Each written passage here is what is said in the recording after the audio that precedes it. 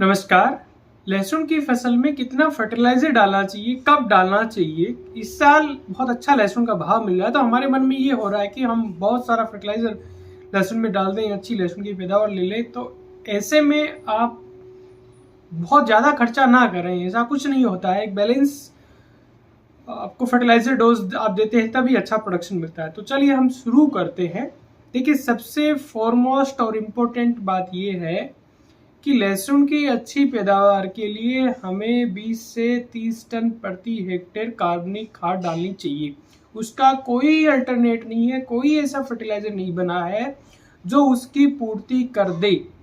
लहसुन का खेत तैयार कर रहे हो उससे पहले हमें कार्बनिक खाद, सड़ी खाद, गोबर की खाद या और कोई कार्बनिक कंपोस्ट वो डालनी चाहिए, लेकिन वो हमारी खुद के फार्म की होनी चाहिए या हमारे वो बहुत सस्ती होनी चाहिए। कहीं से खरीद के वर्मी कंपोस्ट या सिटी कंपोस्ट जैसी चीज़ें लेके महंगे में लेके और वो डालना बिल्कुल समझदारी नहीं है। उसकी मैं एक सेपरेट वीडियो में बात करूंगा, क्योंकि ऐसे बहुत किसान ऐसे मतलब अपना पैसा जाया करने वाले हैं, करने की सोच रहे हैं, और कईयों ने मुझे अप्रोच भी किया है, साहब ये वर्मी कंपोस्ट दे दो, हम डालेंगे हमारे खेत में। वो ठीक नहीं है। आपके फार्म की वेल रोटेड अच्छी सड़ी आप कंपोस्ट डालें। उसके बाद में जब हम केमिकल पे बात करें, फर्टिलाइजर की बात कर रहे हैं, तो मान लीजिए डीएपी की उपलब्धता कम है, तो आप एसएसपी से लहसुन की फर्टिलाइजर रिक्वायरमेंट पूरी कर सकते हैं एसएसपी वाले शेड्यूल से। इसमें आपको कुछ ध्यान रखना है, उसकी भी हम चर्चा करेंगे। यदि आपको डीएपी नहीं मिल रही, आप एसएसपी देना चाहते हो, तो आपको 1 हेक्टेयर में 6 से लेकर 9 बैग प्रति हेक्टेयर एसएसपी के बुआई के समय देने हैं। उसके साथ में आवश्यक रूप से 1 से 2 बैग यूरिया के प्रति हेक्टेयर के हिसाब से बुआई के समय ही आपको देने हैं। इसके अलावा आपको म्यूरेट ऑफ पोटाश देना है 85 किलो प्रति हेक्टेयर। इसके अलावा एसएसपी या डीएपी या एनपीके 12-32-16 उन सभी शेड्यूलों में सूक्ष्म पोषक तत्व भी देने हैं। उसकी हम बाद में बात करेंगे, कौन कौन से और कितनी मात्रा में देने। तो यदि आप एसएसपी वाला शेड्यूल फॉलो कर रहे हैं तो 6 से 9 बैग प्रति हेक्टेयर एसएसपी के, उसके साथ में 1 से 2 बैग यूरिया और म्यूरेट ऑफ पोटाश 85 किलो प्रति हेक्टेयर के हिसाब से आपको बुआई के समय ही देना है। इसमें क्या चेंज कर सकते हो टाइम ऑफ एप्लीकेशन में, उसकी बात अपन आगे करेंगे। यदि आप डीएपी देना चाहते हैं, एसएसपी पे आपका भरोसा नहीं है, एसएसपी के को लेके आपका ये हो सकता है कि साहब हमें मजा नहीं आया, पहले हमने कभी यूज किया ये वो वो बातें हो सकती हैं। अच्छी कंपनी का आप एसएसपी लो, पौधे को कोई मतलब नहीं है, उसको फास्फोरस चाहिए, वो आप एसएसपी से दो या डीएपी से दो। जो वेल रेप्यूटेड कंपनी है उसका आप एसएसपी यूज कर सकते हो। लहसुन में फास्फोरस सप्लाई के लिए एसएसपी ज्यादा बेहतर है। इवन यदि हम पूरी डोज और सही तरीके से देते हैं तो क्यों, इसमें सल्फर भी जाता जो लहसुन को बहुत आवश्यक है, इसमें कैल्शियम जाता जो बहुत आवश्यक है। कैल्शियम को हम नजरअंदाज करते हैं या कुछ वीडियो वाले बताते हैं कैल्शियम डालो कैल्शियम डालो, आप ऊपर से अलग से कैल्शियम डालते हो, वो बहुत महंगा होता है और वो आपके आर्थिकी पूरी बिगाड़ता है।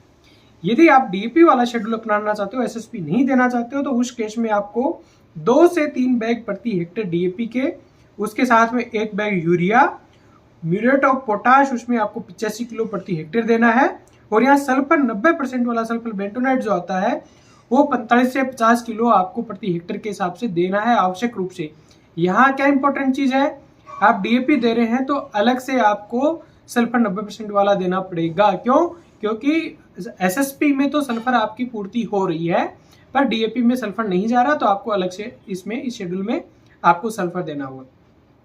आपका मन है मैं एसएसपी भी दे दूं डीएपी भी दे दूं, तो उस केस में आप दोनों देना चाह रहे हो, तो उस दशा में क्या कर सकते हैं कि आप एसएसपी के 5 से 6 बैग प्रति हेक्टेयर, उसके साथ में डीएपी का 1 से 2 बैग प्रति हेक्टेयर, और चाहो तो यूरिया का 1 बैग प्रति हेक्टेयर के हिसाब से दे दें, और ना देंगे तो भी आपका चल जाएगा। साथ में आपको म्यूरेट ऑफ पोटाश 85 किलो प्रति हेक्टेयर देना है, और सल्फर बेंटोनाइट 90% वाला यहाँ आपको 15 किलो प्रति हेक्टेयर देना है, क्योंकि जो आप एसएसपी से सल्फर की मात्रा दे रहे हैं उससे पूरी सल्फर की रिक्वायरमेंट नहीं हो रही है, इसलिए 15 किलो प्रति हेक्टेयर के हिसाब से आपको सल्फर 90% वाला आपको देना है।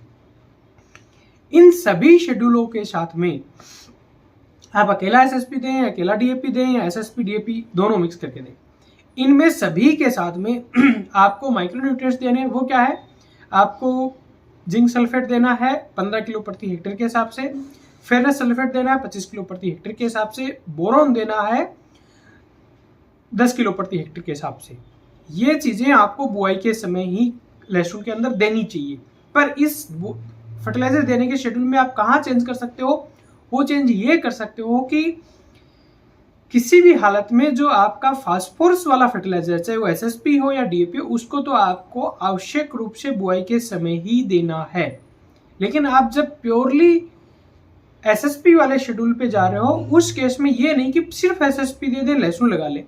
आपको एसएसपी वाले शेड्यूल में थोड़ी मात्रा में जो यूरिया की जो मात्रा है वो बुआई के समय देनी पड़ेगी। वो आपके पिछली फसलों को के अवशेषों को सड़ाने गलाने के लिए जरूरी है। शुरू में नाइट्रोजन की मात्रा जानी चाहिए। पर इस शेड्यूल में कुछ चेंज कर सकते हो टाइम ऑफ एप्लीकेशन में।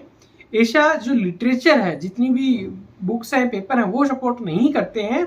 लेकिन ऐसा किया जा सकता है, फार्मर फीडबैक और सब पुराना एक्सपीरियंस सब मिलाया जाए तो, कि आप जो फॉस्फोटिक फर्टिलाइजर है, एसएसपी डीएपी या एसएसपी डीएपी दोनों, वो आप बुआई के पहले दे दीजिए। बाकी जो फर्टिलाइजर है, जैसे आपका पोटाश हो गया, सल्फर हो गया, और डीएपी वाले शेड्यूल में जैसे यूरिया की जो मात्रा होगी, उसको आप निंदाई उंदाई करके, जनरली जब हम ज्यादातर किसान देते हैं उस समय देंगे तो भी चलेगा।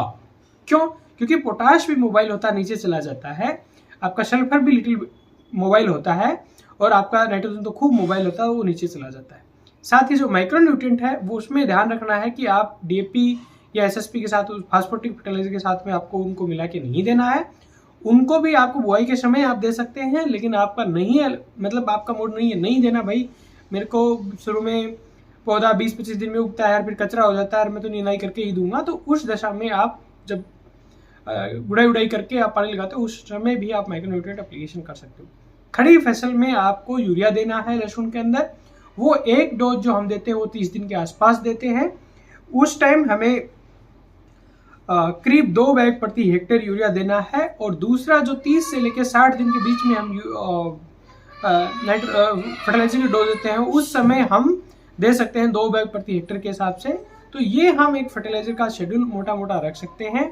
इसमें कुछ आप चेंज प्लस माइनस कर सकते हो अपने साथ हिसाब से।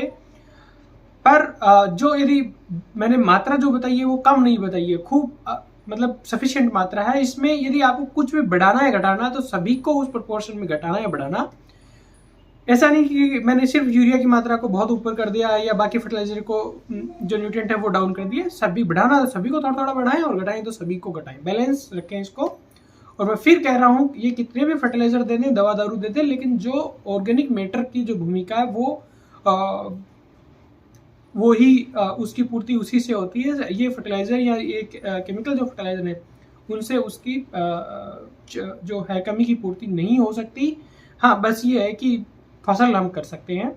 और एक कोशिश करें कि लहसुन आप रिपीटेड सेम खेत के ऊपर नहीं करें, नए खेत के ऊपर लहसुन करें। उम्मीद करता हूँ मैं कुछ क्लियरिटी दे पाया हूँ। और यदि आपके सवाल हैं तो मैं और डिटेल में इन पे आपको वीडियो बना के आपके सवालों के जवाब देने की कोशिश करूँगा। प्लीज़ आप कमेंट में कमेंट छोड़ दें जिस भी विषय को पे आपको ज़्यादा क्लियरिटी चाहिए। नमस्कार, जय हिंद।